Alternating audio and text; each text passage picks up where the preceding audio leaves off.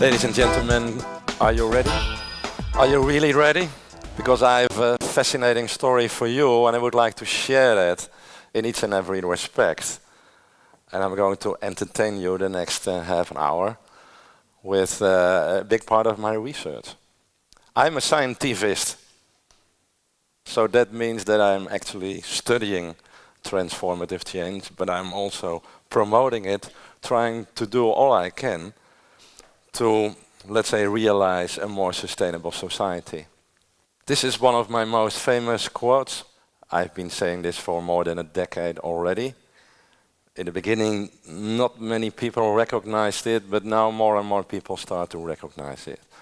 I've been studying not only the rate of change, not even, let's say, the impact of change, but let's say the nature and the magnitude of change in all kind of eras. Not only in the field of energy and mobility, but also in the field of politics, in healthcare, in well-being. What you see is not only in the Netherlands, but in virtually each and every country in Europe, if not in the whole world, that we are changing the way we think about how to organize ourselves, how to organize a better society, and how to do our economic activities. So I'll show you in a couple of minutes what I mean with that. I mostly refer to the preceding period, which is more or less comparable to this one, as the second half of the 19th century. In that period, many people lived in a kind of a vacuum. There was a kind of a shock because we started to produce things on a massive scale in large factories. And many people were afraid because they were thinking, do we lose our jobs? Do you see the parallel with these times? Many people are afraid of robots and think, do we lose our jobs again? In that period, that was a period of 4 or 5 decades, we tried to organize our society, mainly in Europe, in a more modernistic way. But we also build up a new economy. We also started digging our harbors in, for instance, Rotterdam and also Groningen. I come from Rotterdam myself. And that was a revolution, but it was an evolutionary revolution. So it crept into our society, and not too many people had the overview and the insight where we were heading for. And that is a nice parallel with these days. It led these days to a divide, a kind of a global divide between the haves and the have-nots. There were people who were really proactive, seeing the chances for this new society, and there were people who stepped back and were afraid. So what you see is there was growing social inequality, and Marx warned for it because of his total analysis and solution, which apparently was not correct, but nevertheless he had a great impact. We see nowadays that Piketty warns for the same growing inequality. And what you see is there was a kind of optimism in technology that would save the problems that we were facing. By the way, we started creating one of the biggest problems that we are now facing, climate change, in the 19th century, starting to burn our fossil fuels. So there was optimism and there was pessimism, and you see the same. There was an increasing populism, there is the same right now. And what we can learn from this period is 2 things. Don't be afraid.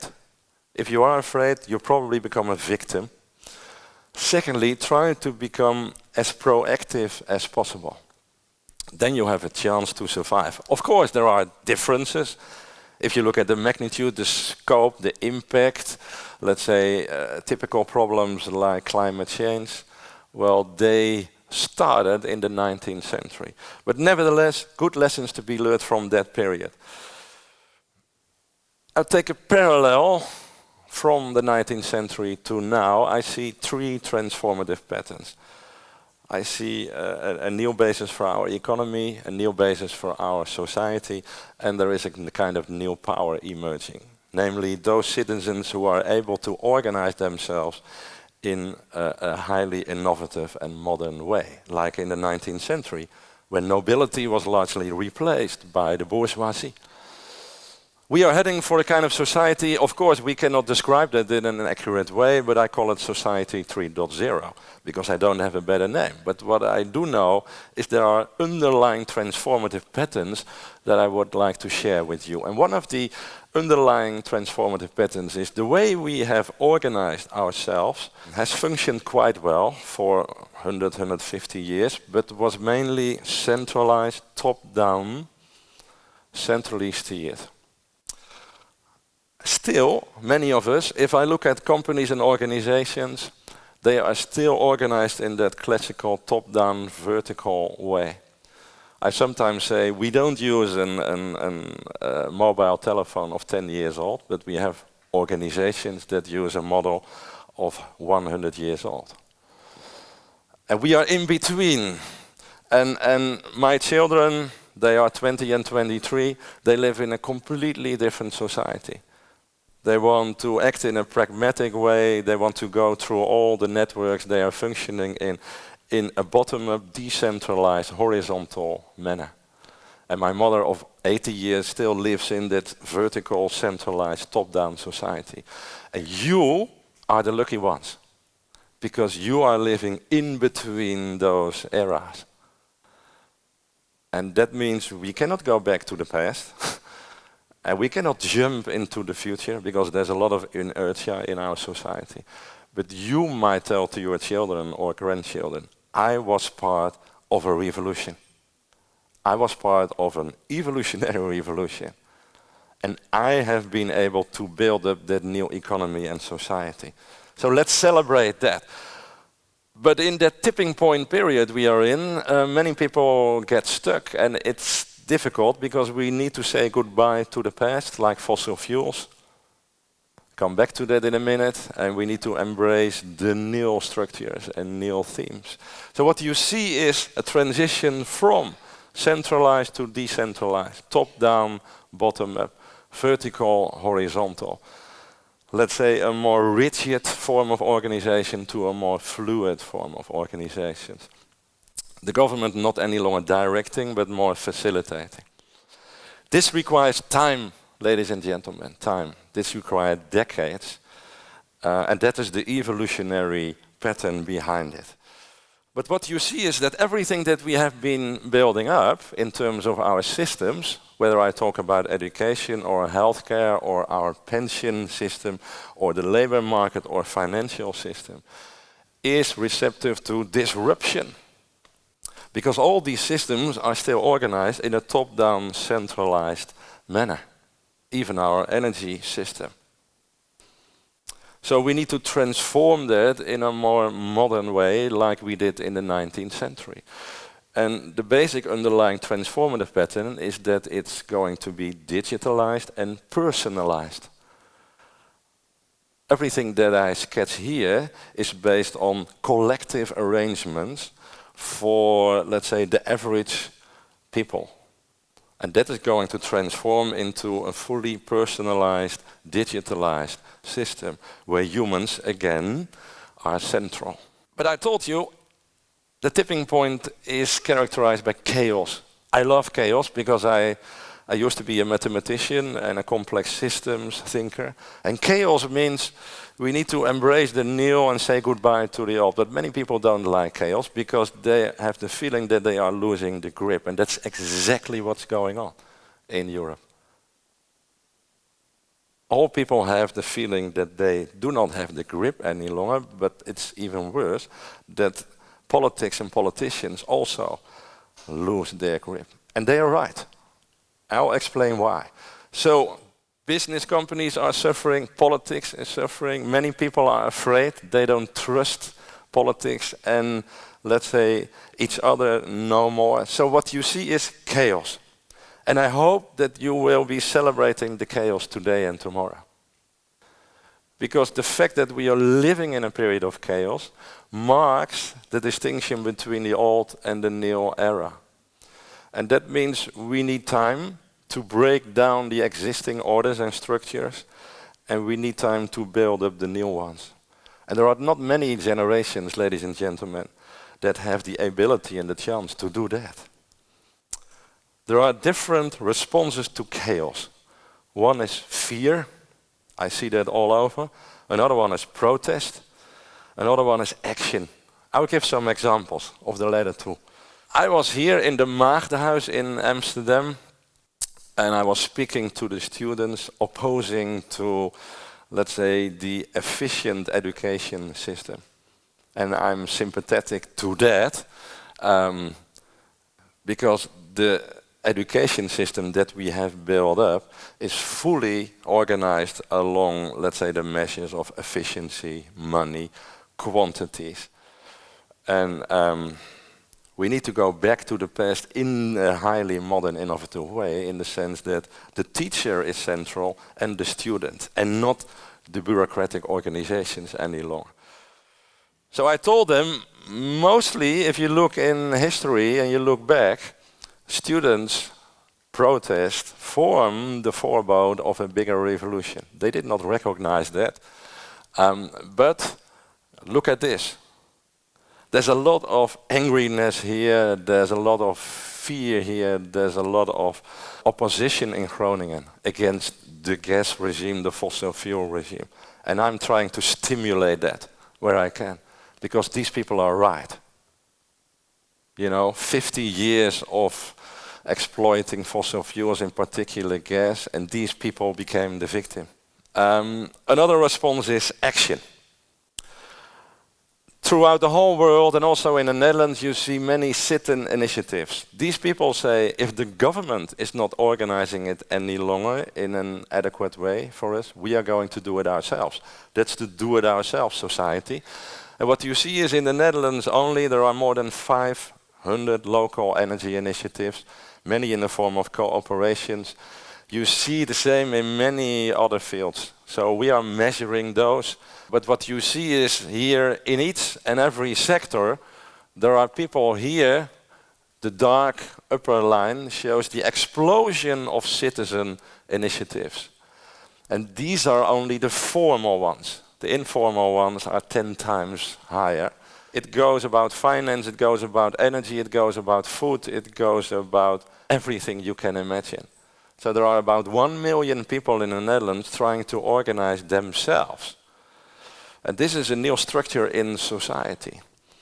And this is what the politics and the government is underrating, because these are the new structures that determine the new power in our society.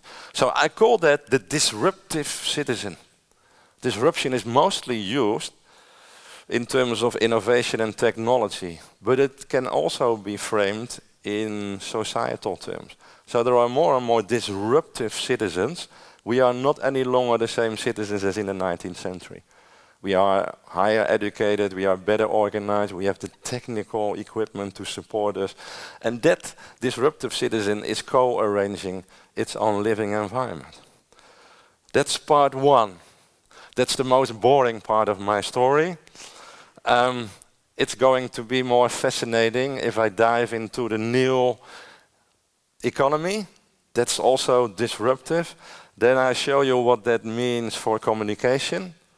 And then I'll show you what it means in terms of applying it to the energy transition. Ladies and gentlemen, this is again disruption to the power 3. You see here the banks, the taxi companies, hotel chains, bookstores, and you see here the digital platforms. It's not to say that these are better and these are worse. It's more, are you prepared for the big digital storm that's coming to us? And my son of 20 years old, he says that you are talking about the new economy, but you are not behaving like it because you are still functioning in the old economy. Because you still enter a bookstore. You still go to a traveling agency. What he does is he does everything through his mobile phone. And so if you zoom into this, you see that Uber and Airbnb are completely disruptive. So what you see is that the new economy has many faces, has many colors, and you cannot even denote it by one name. It's a sharing, it's a digital one, it's a green one, it's a blue one, it's a circular one, a robot one, a maker one. This is the biggest challenge, ladies and gentlemen, in 150 years. And do you think that we are prepared for this hurricane? No, we are not. There are all kinds of lists circulating that Europe is doing well, or even the Netherlands that we are doing well. That means that we are doing pretty well within the old existing economy. But we are no way prepared for the new ones. Look at this. Many people are afraid of robots. You know, the ones who are afraid, ladies and gentlemen, are not the elder people. They play with these robots. They are used to activate these elder people. You see them laughing. You see them crying. You see them, getting emotional. The youngsters are also not afraid. You know who are afraid? Our generation, 40 plus. We need to use them in the most functional way, ladies and gentlemen. Like we did with the machines in the 19th century. This is the most widely sold robot in the world. It doesn't turn me on. Well, at least I do not acknowledge it publicly. But there is hope. There's also one in male form for the ladies. So we are also going to use these in the most functional manner. This is the most disruptive apparatus that I know. The 3D printers, where you can print guns with them or organs. I visited recently a hub in Amsterdam, and they are printing a medieval house with 3D printers. And of course that's costly and time consuming, but each and every first prototype is time consuming and costly. But in Shanghai, ladies and gentlemen, they are printing 10 houses a day. And if you look at the disruptive consequences that has for the building sector, but also for the manufacturing industry, you cannot even imagine what that means. That means that building itself can not only be done by building companies, but by ourselves, in our communities. If you are able to collect the right knowledge and expertise, you can virtually create anything.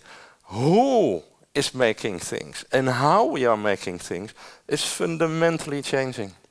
I started with a picture of the factory, and that meant a transition to mass production. This is the reverse transition, the transition to production by the mass, by us. And you cannot even imagine, ladies and gentlemen, what that means. That means that we are turning into prosumers, manufacturers, builders, designers. I see you staring at me, who are they? Well, they are on their way. My children, your grandchildren. They have that already in their genes, in their DNA. Like in the 19th century, we also transformed into more globally looking and operating people. This is really a major revolution. So I combine the first and the second part, that disruptive citizens are being helped by disruptive innovations and technologies in order to organize themselves in a much smarter way. I hope that you realize the profound implications of these two kinds of disruption. So what does it mean to communication? Of course, I'm not a communication expert. You are supposedly to be the expert, but in terms of line of reasoning, please be with me. I see a transition from the more classical top-down organized communication to a more decentralized, let's say bipolar or tripolar transition. From transmitting information to sharing it, from creation to co-creation, from purely informing to more facilitating. This is not easy because it should be built into our education system. And that means that virtually everybody turns into a communication manager. That means that, let's say, a communication manager itself is dying out. We used to have those departments where communication experts come together and develop a strategy still within companies, mostly done in a top-down way. That's dying out. That's old-fashioned. I jump now into one of my favorite topics, the energy transition, because I've been studying this for more than 30 years. 30 years ago, I did my master's on climate change.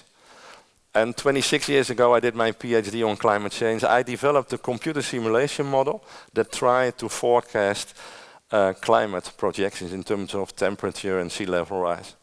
And I didn't get cum laude because my committee said, This is fascinating research into a problem that in 25 years from now might perhaps not exist.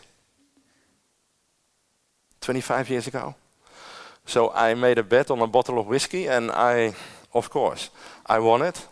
Last year I went to these professors. It was only one bottle of whiskey.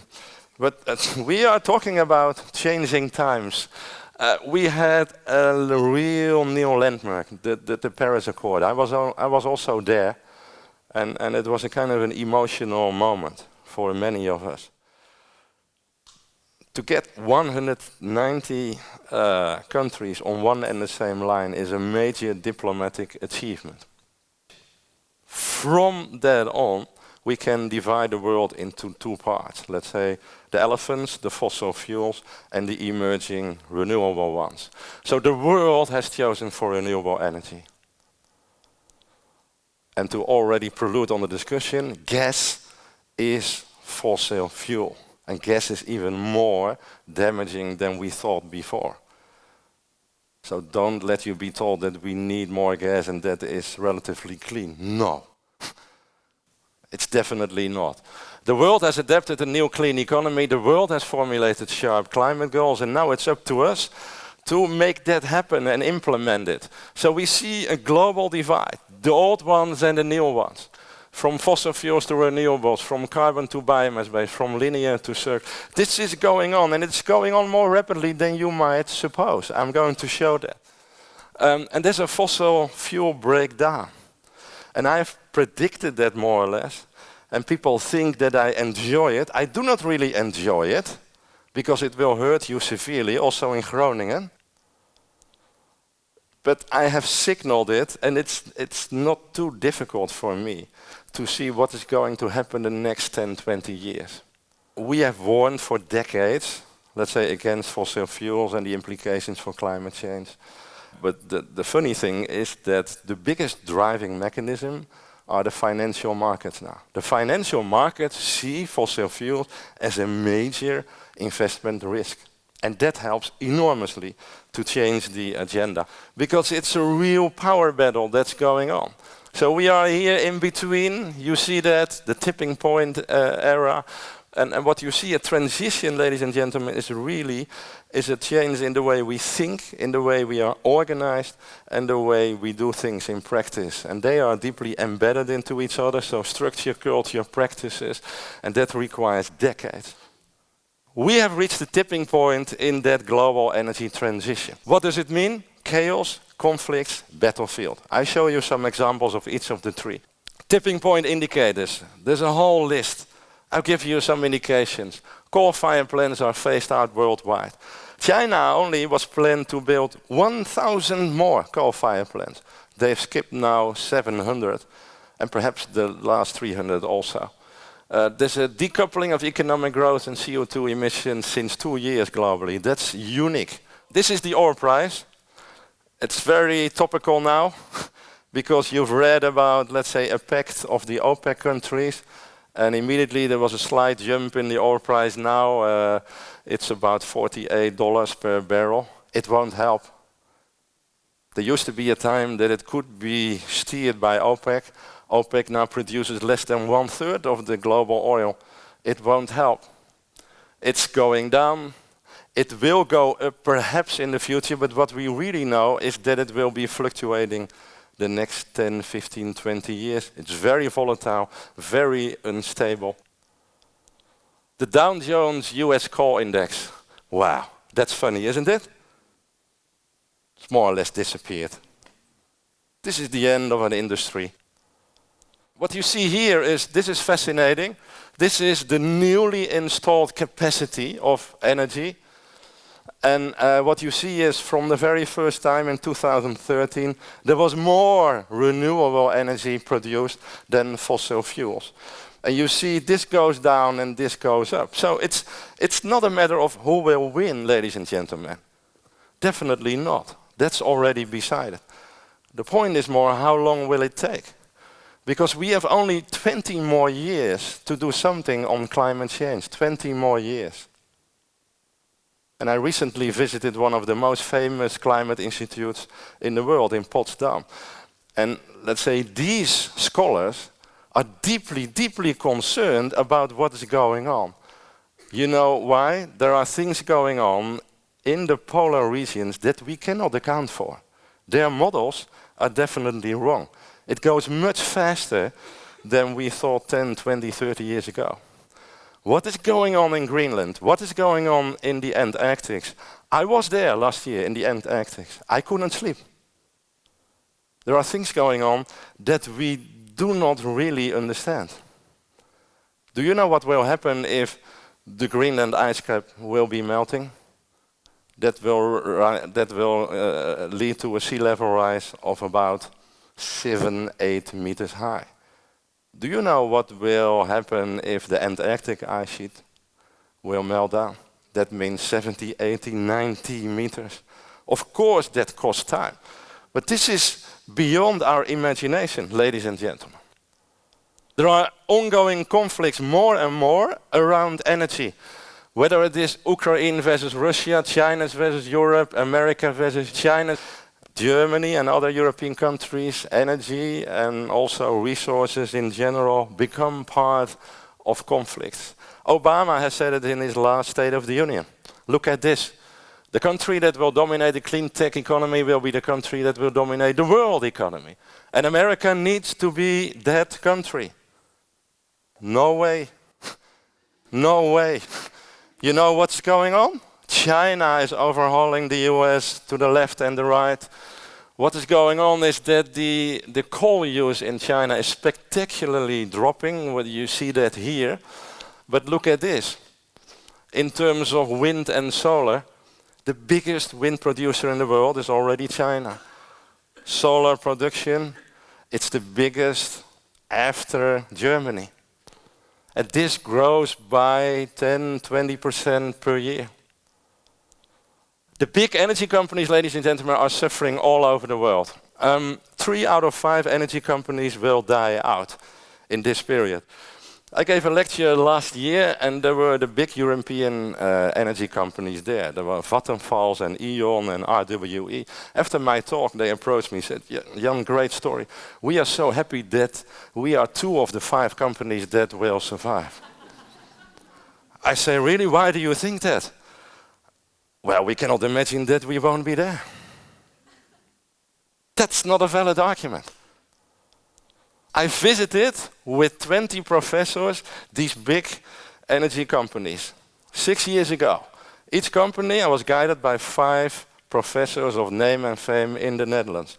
We visited them and we warned them, there's a whole new energy field developing. You need to be prepared. You know what they told us? If we would listen to you, we would go bankrupt. Okay, we said, then we come back. 5 years later, that is 2016. What happened since then? In January 2016, Moody's puts 170 energy and mining companies on the downgrade. Look at the stock market value of RWE. 90% downward since 2008. Look at the downgrading value of E.ON, 80%. Look at what happened with Engie. Well, this is, let's say, what we are heading for. And this is the breakdown of the elephants and the emergence of the new ones. What does it mean for communication if I relate the second part of my talk, the energy transition, with the first one, the changing role of communicators? First, communication professionals deeply failed in conveying the essence of the energy transition. What I see is that it is normally framed in a technical, rational manner, a non-emotional way. It's always about cost and risk, and even the benefits are explained in money. And that's not what most people are interested in. It's always, let's say, communicated in top-down manner, technocratic, rational. And that's not how my mother reasons. Really, this misleading framing, consciously misleading. I'll give you some examples. Gas is a transition fuel. Bullshit. It's not a transition fuel. I've heard that for 10, 15 years. No, it stands the real further penetration of renewables in our way. Rapid transition is risky and costly. No, we have been waiting too long and now it's becoming more risky and costly.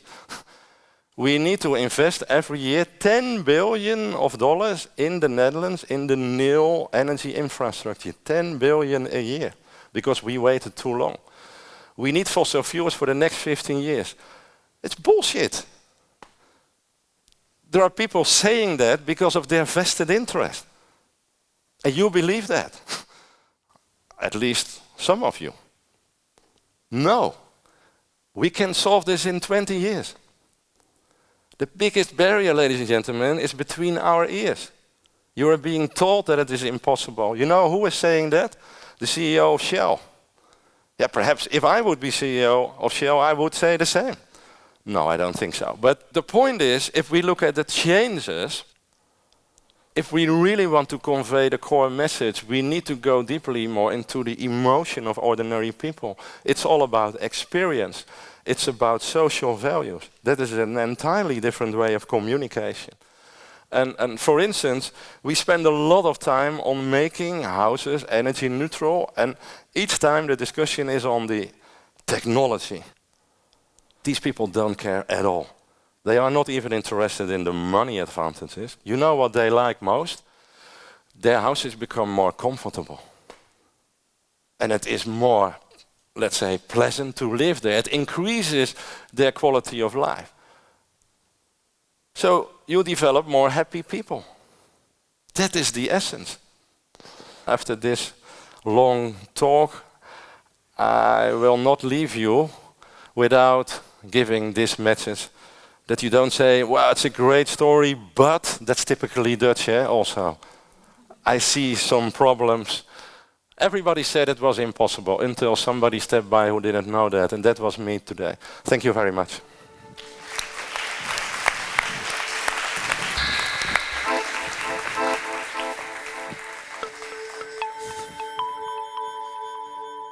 Thank you, Jan, for your, I think, great kickstarter of the debate.